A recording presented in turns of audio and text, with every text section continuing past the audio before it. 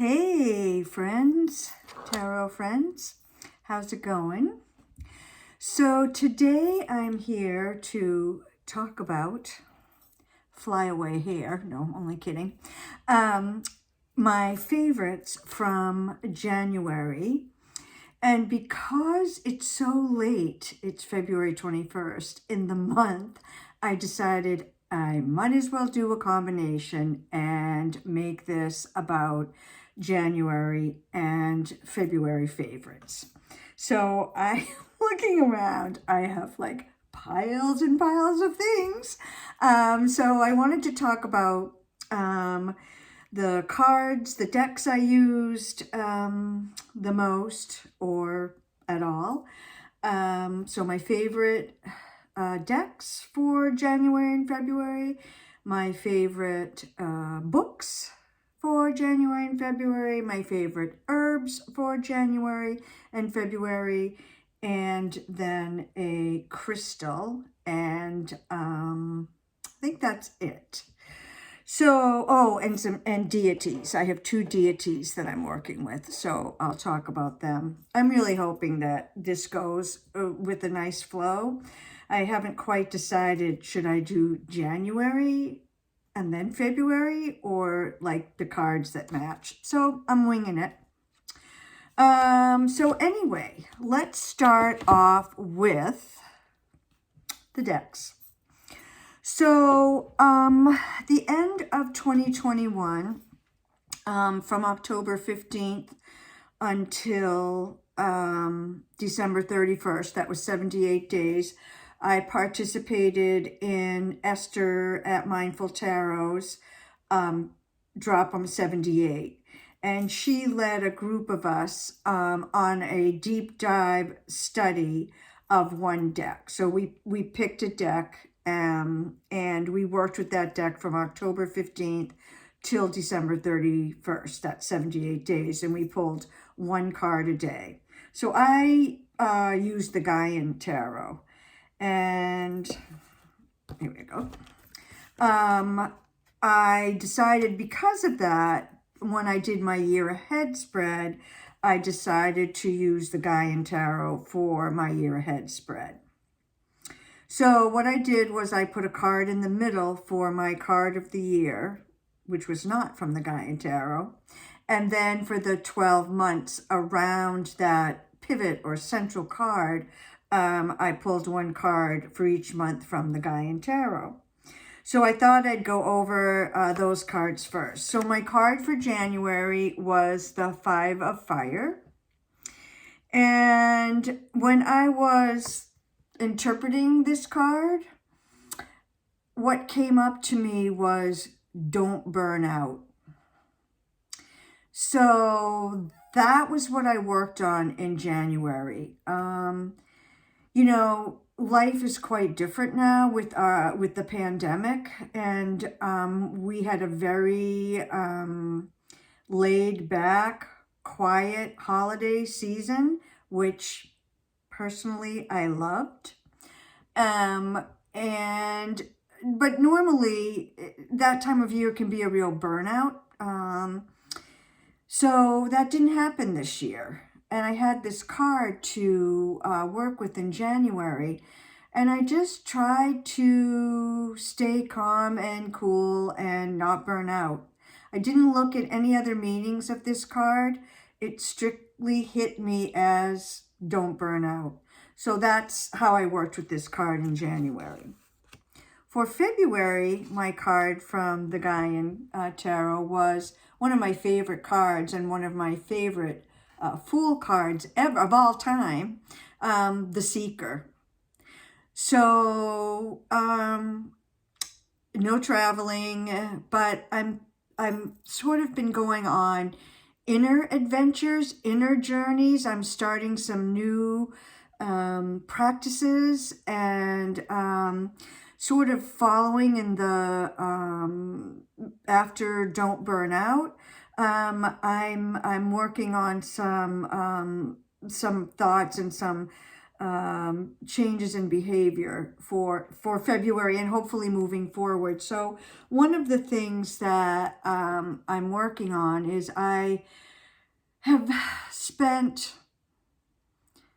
so much time over the past 5 or 6 years, I'd say, being enraged from like 2016 onward. I guess if you live in the United States, you probably know what I'm alluding to, and I'm just not going to go into it. But, you know, I've been trying to balance coming from a place of rage with love and compassion. So I found that I had become burned out from being enraged 24/7. And I thought, that doesn't do anybody any good. That doesn't do our culture. That's not going to help change what I'm angry about, being fried and being burned out, being angry all the time, being enraged all the time.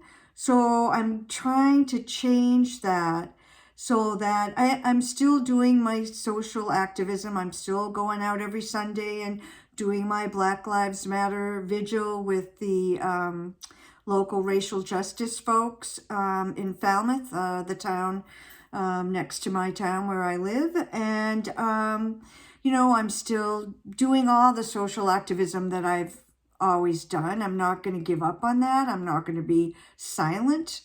But I have to change my practice. I have to change how I approach things, because I realized that always being enraged was not helping anything. Not myself, not my causes, not my things that I care about. So that's what I've been working on in February. And interestingly enough, the plant card that I pulled for February is Rose. This is from the Plant Spirit Oracle. And in this oracle, Lisa, the creator of the deck, defines Rose as joy. We often think of Rose as love and compassion and caring, which I still do.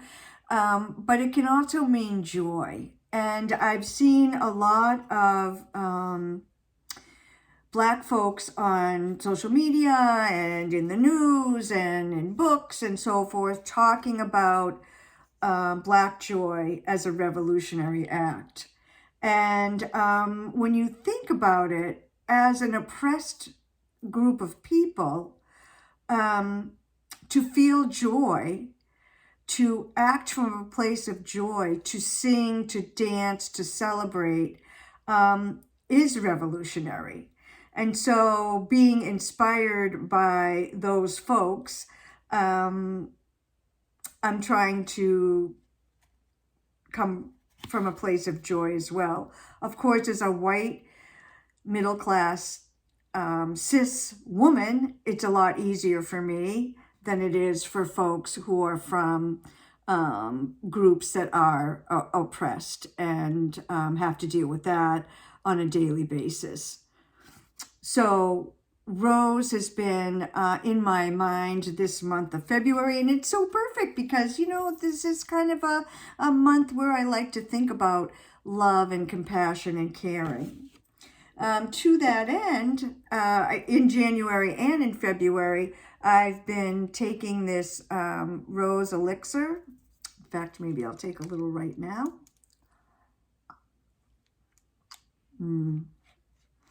So this is something that I make myself. I have beach rose, wild rose growing in my yard. And when they start to come into bloom, the end of May through June, I harvest the petals on a daily basis, infuse them in vegetable, food-grade organic vegetable glycerin to make what I call rose petal elixir.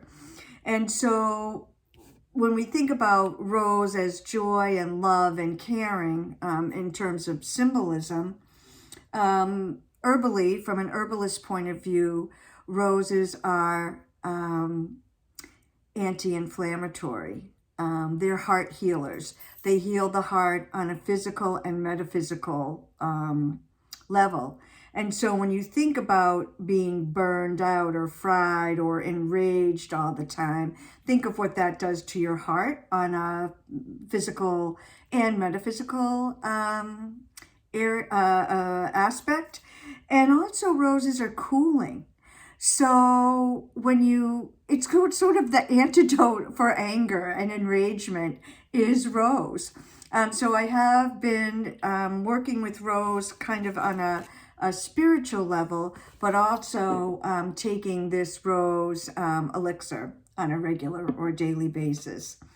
Another plant spirit that I've been working with, this was my January, is pine, white pine. And Lisa says wisdom for white pine.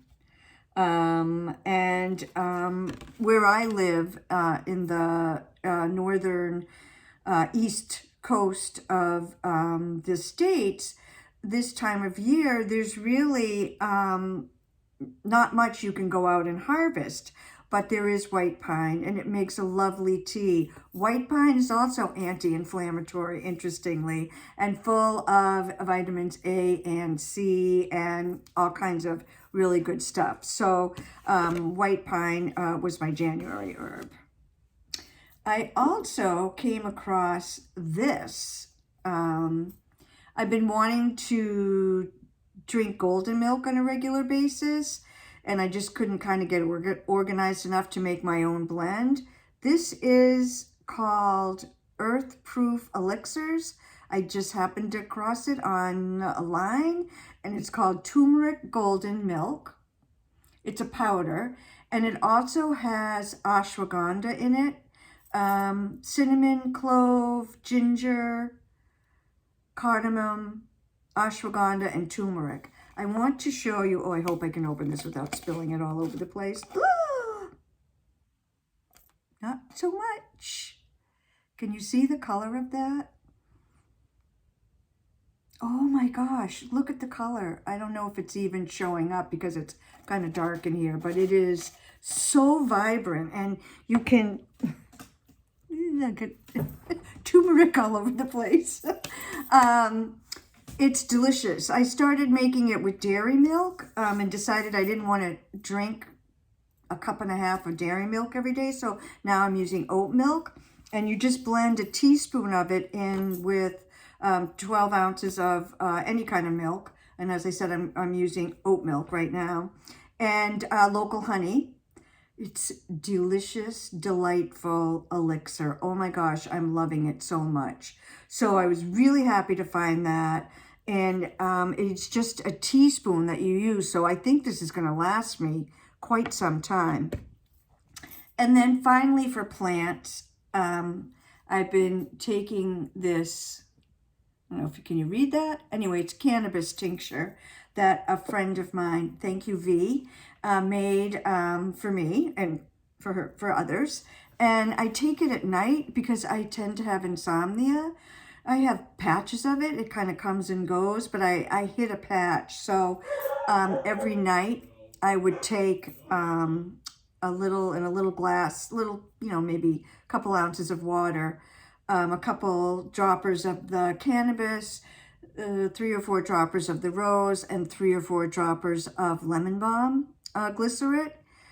And I'm telling you, boy, I've been sleeping really well. So those are my lovely plant spirits. Been enjoying them quite a bit, and happy that I came across the golden milk.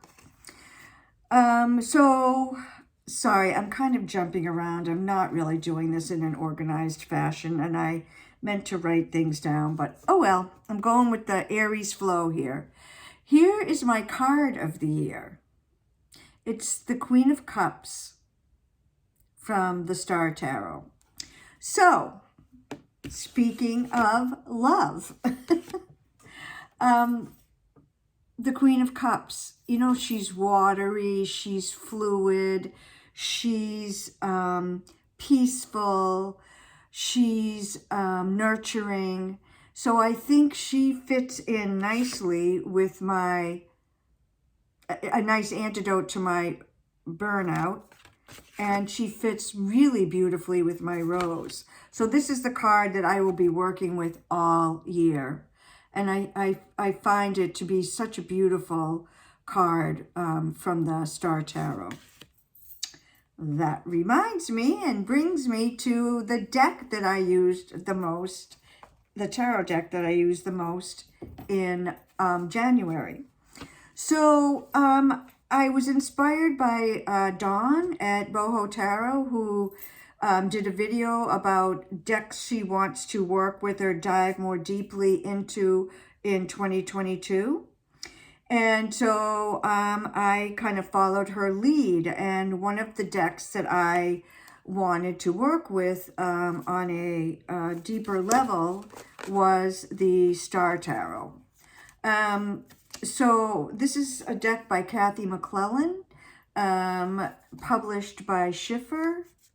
And I have to say, Schiffer, you guys got to up your game when it comes to cardstock. Oh my goodness. So this was the card I pulled on January 1st. And my question was something like, oh, let me get my little journal.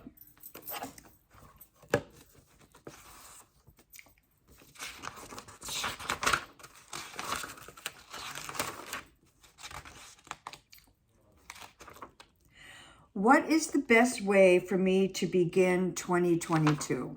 And I pulled the High Priestess card from the Star Tarot. And so I interpreted this to mean, you know, delve deeply into my spiritual practices and let the High Priestess energy guide me as I begin 2022. So that's what I've been doing. I have to say, I can't show you, but these cards are now, they're bowed, but they're bowed in different directions. They're so thick and cardboardy, impossible to shuffle. I just wish Schiffer would get the cardstock right. This is a gorgeous deck. This is one of my, Six of Swords is one of my favorite tarot cards. And this is stunningly beautiful. Kathy took over 10 years to do the artwork for this deck, as did Joanna Powell Colbert, who was the creator, is the creator of the Gaian Tarot.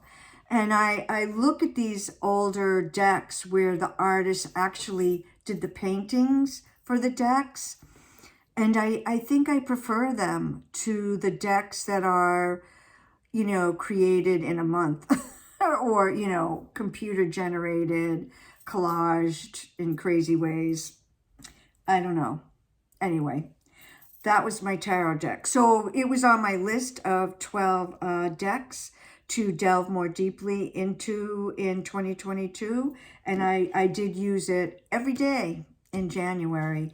And I read the guidebook for every card I pulled. And I have to say, I'm complaining about Schiffer's cardstock. But let me tell you, this guidebook, this is the second edition. I also have the first edition. But this has been edited, and there's about another 40 pages added on to it. Kathy McClellan added on birth cards and how to use them. So I love it. Glad that I spent the month of January working with it. And I am not finished working with it. I'll continue to work with it. And of course, I have my Queen of Cups from that deck that I'll be working with all year. Another practice that I do every month is I pull from this beautiful, lovely deck, The Weaver's Oracle by Carolyn Hillier. And again, she took like 10 years to do the artwork for this deck. So my Weaver for January was this one, Silence. When I turned this card over, I just was like, oh, It just seemed like such a perfect card for January. It's cold, it's still, it's quiet, and it's a time to kind of walk in silence. And I wrote a little bit in my journal just about this. So this is Silence, the Hollowing Woman. She restores the grace of the protecting veils. And I will put this on a card stand in the center of my altar, so I would look at her every day when I sit down to my altar. Now for February, my weaver is Sand. Old Woman Walks Good. So she is now gracing my altar with her presence, and I'm enjoying working with her. Carolyn not only did these beautiful paintings of the weavers, but so let's look at Sand. So you can see her bowl. Before she did the painting, she made the bowl. Before she did the painting, she wove the veil and made the cloak underneath. So that's why it took 10 years, because not only was she painting each individual weaver, but she was creating everything in the card, like their clothing, if there's a bowl or a staff or a necklace or whatever. Quite an undertaking, quite a gorgeous deck, one of my all-time favorites. And I do find that pulling one a month is kind of perfect. Any more than that, it's too much. And any less than that is not enough for me. Another deck that I put on my list of decks to do a deeper study of for this year is this one, the Threads of Fate, the Shadow Edition. So this was on my list of decks that I was interested in purchasing for quite a long time, over maybe a couple years, maybe longer, I'm not sure. But I was so impressed with how beautiful this deck was that I really wanted to get it. But it was really pricey, and I just wasn't sure, do I actually need another Oracle deck? Anyway, after a couple years, I finally said, you know what, I'm going to get this deck. Boy, I'm really glad I did. The production quality is incredible. I can't remember how much it cost, but like $60 maybe more. I don't remember, but it was pricey. Well worth every penny. The box is gorgeous. Here are the backs of the cards. Beautiful. This was one of the first cards I pulled in January. Compassion. And if we go to the guidebook, let me just see. So there are 5 suits, air, fire, water, earth, and ether. And for the air, fire, water, earth, each card, let me just get to this one. Each card has not only a meaning for the card. So here we have the compassion card, 2 pages. But each one of those cards has, as I said, a meaning for the card. And then it has an animal, a plant spirit, an animal spirit, a plant spirit, and a crystal to work with for that card. So I decided that since I am wanting to get to know the deck, I wanted to pull more than just a card a month. So I just kind of when I felt like, oh, I think it's time to pull another card, I did. This one, the animal is deer. The plant is bleeding heart. And the crystal is pink calcite. So that kind of fits in with my love and rose and Queen of Cups energies really beautifully. So I left this one up for a few weeks. And then the next one I pulled was the Outlaw. And I really like, this is in the suit of ether. Let me just kind of quickly look this one up. No one. I have also pulled it in, I pulled it in January, but I also pulled it just last week. When you pull the Outlaw card, it is time to go against the grain. It can be scary to do this. All humans at some point or another have received the message that conforming is necessary for survival. The outlaw is a good ally for when we are working on breaking free of limiting inherited patterns and beliefs. A balanced and healthy outlaw lives by their own personal compass.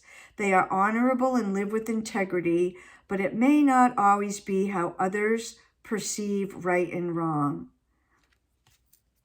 So, as an Aries and as someone who likes to break the mold, I kind of liked seeing this card. And as I said, I pulled it in January, and then I just pulled it again last week. The week before that, the card I pulled was cannabis, versatility. So I thought that was interesting since I've been using the cannabis tincture. So that's the Threads of Fate Shadow Edition. Gorgeous deck, cardstock, shuffles like a dream. Beautiful art. I really like this deck quite a bit. And as I said, I feel like it was worth the money.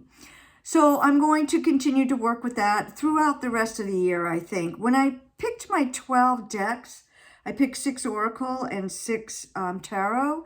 And I didn't pick thinking that I'd do one a month, even though 12 is 12 months in a year. I'm just going to do them like I did the Star Tarot for the entire month of January, but I think this one I'll be working with throughout the year. So I'm just going to kind of go with the flow and see how it works out. Another deck that I am working with is the Messages from the Hummingbirds. So Hummingbird is one of my animal allies, has come to me in dreams, in person. I'm really lucky to live in an area where hummingbirds grace us with their presence from, I would say, April to October, so like half the year.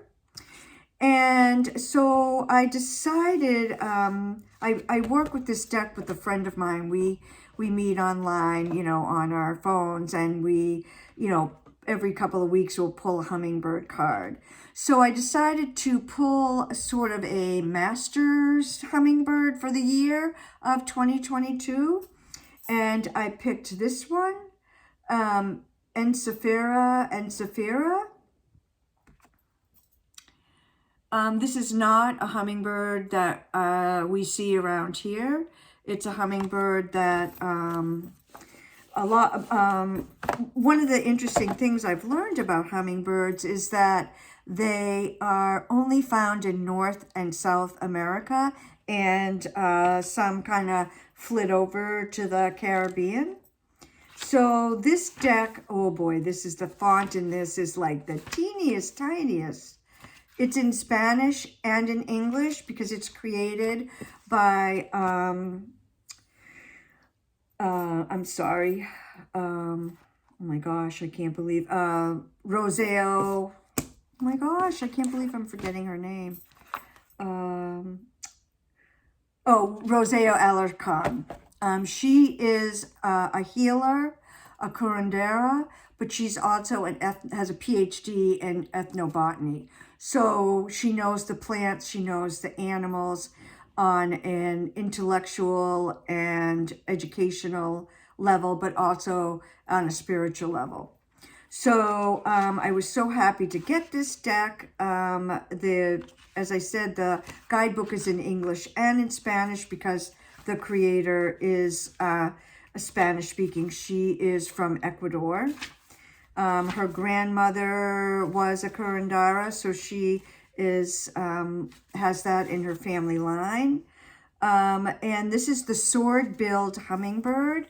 Can you see how long the beak is? Creates harmonic links between the 3 brains, the heart, the brain, and the stomach. So the mind, the heart, and the gut. So this hummingbird has led me down a rabbit hole of the triune brain theory. So that's something that I'm going to be reading about and studying about throughout 2022 under the guidance of my friend here, the sword-billed hummingbird. All right, almost done, I think. Oh, this is my beautiful crystal rose quartz that I'm working with in February. Oh, I wish you could feel the feeling I'm getting from holding this in my hand. This has been on my altar all February. I have it out often. It's one of my favorite crystals. I love it so much. And this has been helping me with my work that I'm doing on, you know, the calming the fire and the upping the joy and love and healing. So what I've been doing the past few years is just picking a deity to work with, you know, throughout the whole year. I started 3 years ago with Kuan Yin, and then the next year was Hecate, and then this year it's Ganesh. Let's see. So I have this little statue, and I made a little altar for him, and I am working with him throughout the year. I'm trying to find, I had a little card of him, but in all my piles of stuff, I seem to have misplaced it. Anyway, I'm working with Ganesh. Remover of obstacles is what he's primarily known for. But I bought a little book that has like maybe 2 or 3 pages. It has probably 20 or 25 stories about Ganesh, 2 or 3 pages. So I'm kind of reading a myth every couple weeks to just, you know, learn more about the mythology around Ganesh. I also have the Whispers of Ganesh Oracle. So I've been pulling a card from that every so often. And that's my work with Ganesh. So the other day, just a couple days ago, I pulled out this deck, Morning Calm Oracle by Sao Kelleher. And it's one of my favorite oracle decks. I just love it so much. And I hadn't really used it in a while because I've been doing the Gaian Tarot and these other decks. So I pulled a card a couple days ago and I got this card, Play Your Music.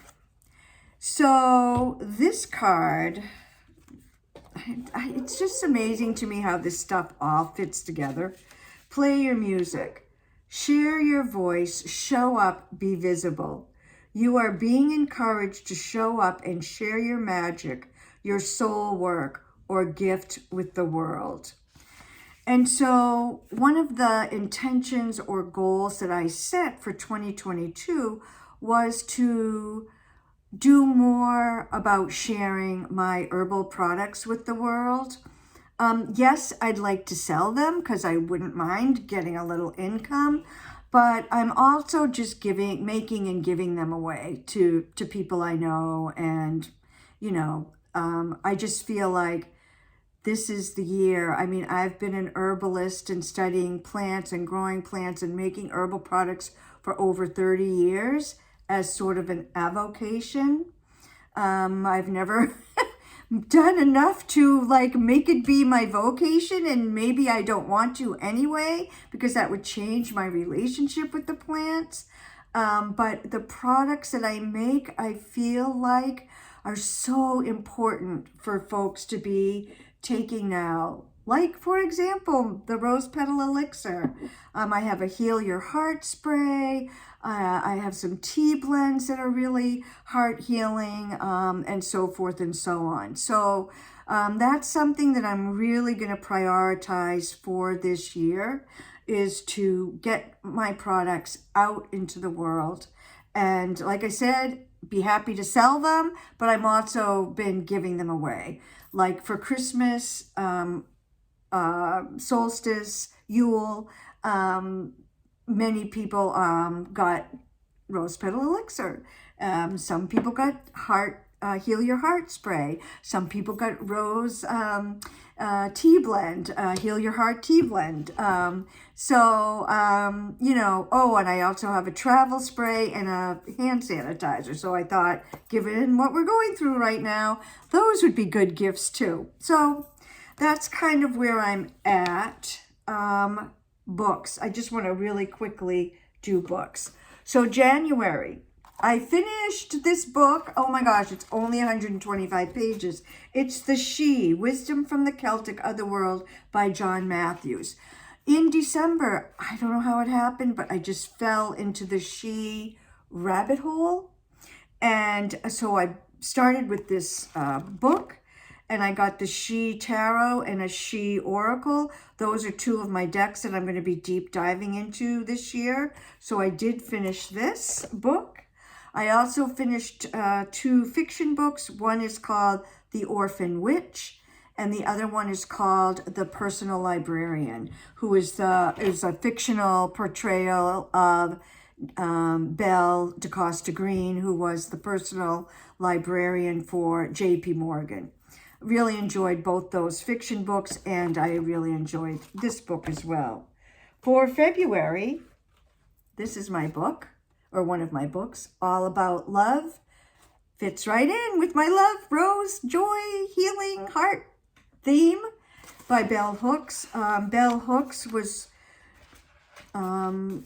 instrumental in my growth as an intersectional feminist. I love her writing. I love her. She did pass away, sadly, at age 68 in December of this year. And so I've read a lot of her books, but I had never read this one. So I decided to get it and to read it this month in February. And then I came across this fiction book from the library. It was just on a stand of new books. Black Girls Must Die Exhausted, a novel by Jane Allen. And I've just started that. And I'm sure, I mean, there's a week left in February. I don't think it'll take me a week to finish that. I'm also taking a chakra and tarot class, 8 sessions, 4 in January and 4 in February. So I've been revisiting some older chakra books. This is The Chakras by C.W. Ledbetter. This one, Zachary Lansdowne, The Chakras and Esoteric Healing. The Book of Chakra Healing. It's a beautiful book. And then this one is by Anodea Judith, who is has that classic book on the chakras. But this is called The Sevenfold Journey, Reclaiming Mind, Body, and Spirit Through the Chakras. So I'm working with all those books in January and February. I think that's it. Oh dear, this was a little bit longer than I had thought it would be. But anyway, please comment. I love interacting with subscribers and viewers. I think it's so much fun to hear your thoughts and to share in your wisdom and your observations. What are you doing for January and February? Any mind blowing things happening your way? Please do interact. I love, as I said, hearing from you all. So blessings to you all, and calm the burnout with Rose. Love to you all.